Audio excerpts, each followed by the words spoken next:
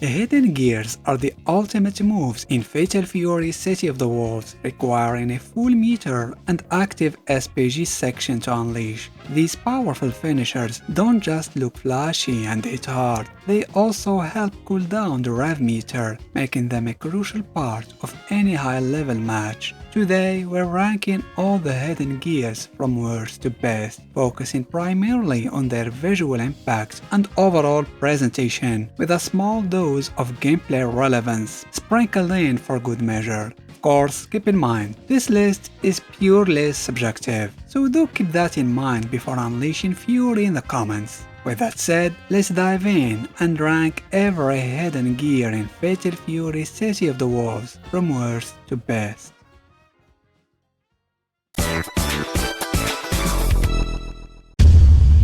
Sitting at the bottom of the list is Genet's hidden gear, JB14. It begins with a powerful upward kick that launches the opponent high into the air. Jenet then follows them mid-air, unleashing a flurry of rapid kicks. At this point, she essentially starts flying, performing a wide aerial loop while being trailed by gusts of wind that resemble invisible rockets. She finishes with another strong kick that slams the opponent back to the ground, only for the trailing gust to catch up and explode on impact. While the move is far from bad, especially since it leaves the opponent in the corner, giving Jenet a positional advantage, it feels oddly generic compared to her more stylish and personality-filled supers in the KOF series. JB14 lacks flair and creativity. It just doesn't leave the same impression, which makes it a bit of a letdown. As a grappler, it's only fitting that Tizoc's hidden gear, Daedalus Sunset Slalom Turn, is a command grab super. It begins with Tizoc leaping onto his opponent, unlocking their head between his legs in a scissor-like hold. He then hurls them into the air and follows up by grabbing them mid-air, spinning violently to generate a massive tornado. The opponent gets caught in the whirlwind, spinning uncontrollably even after Tizoc releases them and starts circling around. Just when it seems like things are building to a tremendous finish, Tizoc instead ends the move with a mid-air submission hold, a back-breaking stretch that feels oddly subdued after all that chaos. And that's the problem. For all the dramatic build-up, the final blow feels underwhelming. We'd expect him to slam them onto the ground or deliver some kind of a heavy-hitting finisher, but instead it fizzles out with a strangely anticlimactic end.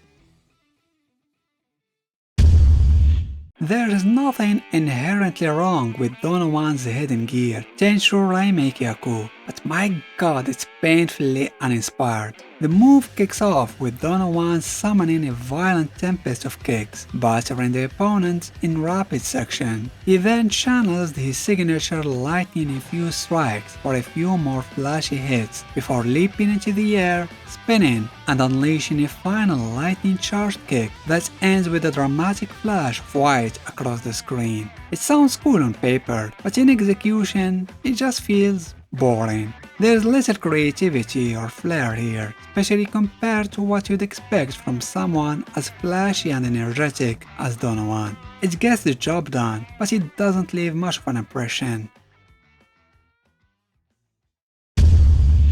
Continuing the trend of uninspired supers, Gato's hidden gear, Shinten Ryuretsuga, is yet another letdown. It begins with Gato unleashing a ferocious flurry of punches, each one charged with raw rage and aggression. After overwhelming his opponent, he suddenly switches sides and finishes with a powerful palm strike to the chest, dropping them to their knees. That's it. There's nothing particularly unique or memorable about this super. It lacks the flair or impact you'd expect from someone as intense as Gato. Even the side switch feels like an afterthought and can be either helpful or harmful depending on the situation, making it a bit of a gamble. Overall, it's a pretty forgettable move.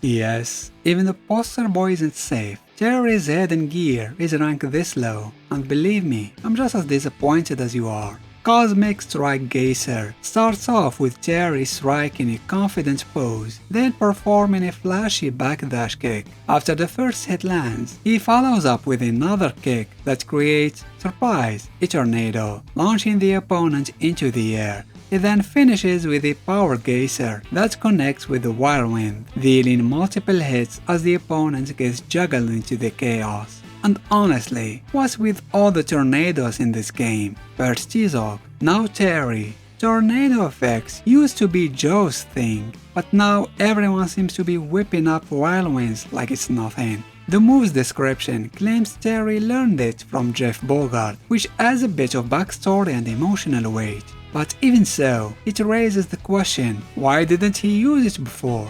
Ultimately, whether it's lore-inspired or not, the super still feels like a lazy rehash rather than something worthy of a flagship character. I've always wondered how exactly Billy manages to conjure fire with his staff, and his hidden gear, Daiguwen Senpukon, feels like the full display of that mysterious power. The move begins with Billy striking his opponent with his staff, launching them into the air. It then keeps them suspended mid-air by spinning his staff rapidly, all while summoning a growing ball of fire that gradually engulfs his helpless target. The super ends with a fiery explosion that deals massive burning damage. It's a visually impressive move. Maybe cool isn't the right word given how scorching it looks, but it definitely showcases Billy's complete mastery over both his bow staff and his unexpected pyrokinesis.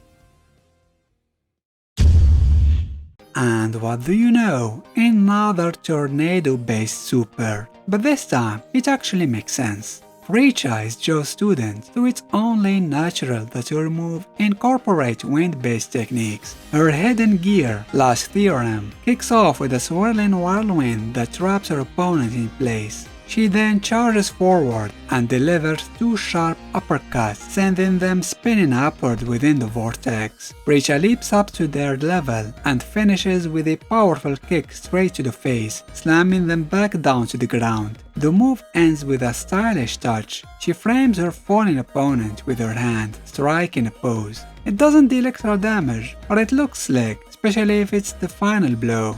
It's a fitting homage to her mentor style with a personal flair of her own. Arguably the GOAT of the game and easily one of the top tiers in the roster, Hotaru is an absolute menace in this installment. Her hidden gear, Freeze Fang, feels like a more cinematic evolution of her classic Tenshuranki. It begins with Hotaru launching her opponent into the air with a swift kick, then leaping up to catch them mid-air in a tight head scissor hold. She spins with them before slamming them down hard, a move that feels almost ninja-like in its execution. But she's not done yet. Hotaru calmly sits on her opponent's back and unleashes a focused ki blast from her palms, delivering what looks like a deceptively gentle yet devastating powerful blow, like a cruel lethal massage. What really makes this super stand out is how it perfectly balances elegance and brutality. It captures the essence of Hotaru's character, a sweet, graceful girl who's fully capable of unleashing absolute havoc when the moment calls for it. And now we come to the game's main character, Hokutomaru. His hidden gear is essentially his own interpretation of the iconic Power Geyser, but with a personal twist. The move kicks off with Rock launching his opponent into the air using a shoulder charge that resembles a cancelled rising tackle. As the opponent ascends, Rock turns around in a dramatic, cinematic pose with ki energy erupting from his back in the shape of wings, a striking visual that screams evolution. He then gathers his power into a single fist and slams it into the ground, unleashing a massive power geyser that catches the opponent mid-fall. It's a fairly simple move in terms of structure, but it's executed with flair and emotional weight. Lore-wise, it's significant. It marks Rock's progression as Terry's true successor, embracing his mentor's legacy rather than following in his father's footsteps. This moment is even referenced in the game's episodes of Southtown's mode, which shows Terry personally training Rock to master the technique. As the sole representative of the Art of Fighting series, it's only fitting that Marco's hidden gear is a classic Ryuko-Rambo, but with his own twist. The move begins as expected. Marco dashes in and unleashes a relentless flurry of punches and kicks, overwhelming his opponent with raw martial arts precision. He then mixes in a series of fiery projectiles before finishing with a devastating elbow uppercut that sends both fighters soaring into the sky. Moments later, they reappear as Marco slams his opponent to the ground with a brutal karate chop to the back. The impact so powerful it shatters the ground beneath them. That final strike is heavily reminiscent of Mr. Karate's Neo Max from KOF 13. Dramatic flourish that neither Ryo, Robert nor Yuri ever managed to incorporate into their Rambo-sized supers. As Marco surpassed his own master? Maybe not quite, but if not, he's certainly closing the gap. Without a doubt, this is the hardest hidden gear to pronounce, but it's also one of the most fitting for its character. Kain's ultimate move starts with a powerful kick that sends the opponent flying into the air. Yep, another one of these. He then leaps up to meet them, unleashing a savage barrage of punches and kicks midair until they come crashing down. Just when you think it's over, Kane summons a chaotic downpour of dark flames from the sky, engulfing his opponent in a violent inferno. Much like Hotaru's, this hidden gear feels like a more cinematic and intensified version of his regular super. What really stands out is how the sheer brutality of the move contrasts with Kane's elegant, composed appearance. It's a perfect reflection of his character. Behind the refined suit and calm demeanor lies a ruthless, power-hungry force who didn't rise to the top of Southtown's criminal empire through charm alone. Who would have thought a real-life football player would make it into a fighting game roster? Yet here we are, and to be honest, I'm not a fan of real-world personalities crossing into my fighting game.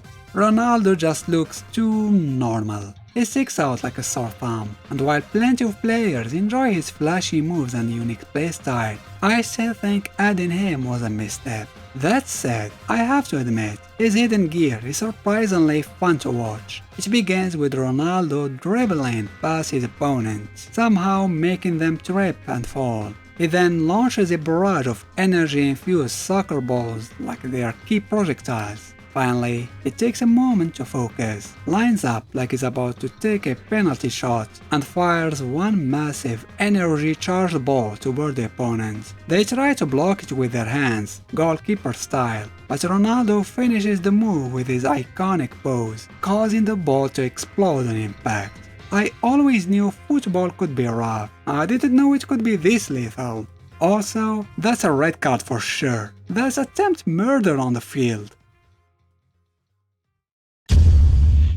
As a new face of City of the Wolves and a spiritual successor to Grant, Vox's hidden gear is another prime example of a super that's simple yet brutally effective. In Seigaishu, Vox begins by teleporting right in front of his opponent and landing a clean first strike. While his opponent is dazed, Vox puts on Grant's broken mags, an ominous gesture that signals the start of the real carnage. He then charges in with a relentless barrage of punches and kicks, ultimately launching his target high in the air. What follows is pure intimidation. Vox calmly walks forward, channeling dark energy into his hand. As the opponent comes crashing down, he finishes them off with a devastating energy-infused punch to the back, sending them flying across the screen in one of the most explosive and stylish finishers in the game. And since we're on the topic of explosions, it's the perfect time to bring up Kevin's hidden gear. The SWAT officer brings the heat with the Big Bang Arrest, a move that feels like the closest thing Fatal Fury has to a Galactica Phantom. It starts with Kevin delivering a powerful explosive uppercut. He then casually pulls out a grenade and tosses it into the air. As it descends toward the opponent's face, Kevin channels all his strength into a single punch, striking the grenade mid-air and triggering a massive explosion. It's another one of those straightforward super that oozes style and personality. The only real critique? The name, Big Bang Arrest. That's a lie. If the game had even a sliver of realism, that arrest would be more like a high-speed trip to the morgue. Time to talk about everyone's favorite SNK character that no one actually picks, Mai Shiranui. Her hidden gear, which has a name way too long to pronounce, is actually one of the most original supers in the game. It begins with Mai striking her opponent with her fan, leaving them stunned. In that moment, she switches into her classic outfit, a sign that things are about to get serious, and also a nod to her magical ability of instantly changing outfits, seen in previous games. She then spins into action, unleashing a series of fire attacks that launch her opponent into the air. Next, Mai throws her fans past the airborne foe, and in a puff of smoke, she takes their place in true ninja fashion. The move finishes with Mai flying toward her opponent and delivering a final fiery strike that sends them crashing to the ground. By the time she lands, she is already back into her modern outfit. It's far from Mai's best super ever, but definitely a step above her overly dramatic level 3 super in Street Fighter 6, which just doesn't fit her playful and flamboyant nature. It's also a subtle reminder that we're probably never getting her classic outfit as an alternate costume in this game. After all, it would kill the whole gimmick of this super.